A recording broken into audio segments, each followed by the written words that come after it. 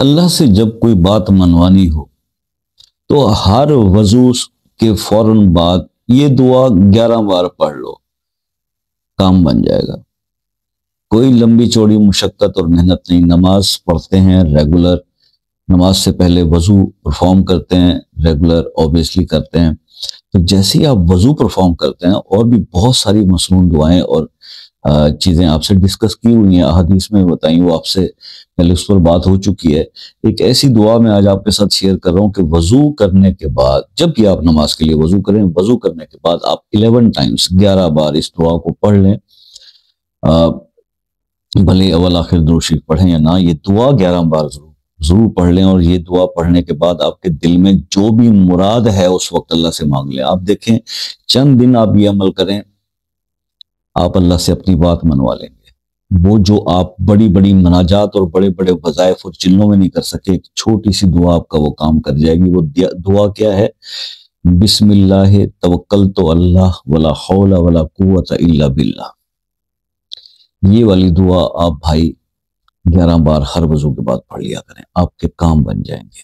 آسان سا عمل، آسان سا وظیفہ، مختصر بات۔ اب اس کو یہ پوچھ لیجئے جاتے جاتے کہ کرنا کتنے دن؟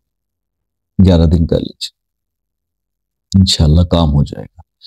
تو یہ عمل میں نے آپ کے ساتھ شیئر کرنا تھا، فیڈ بیک دینا آپ کا کام ہے۔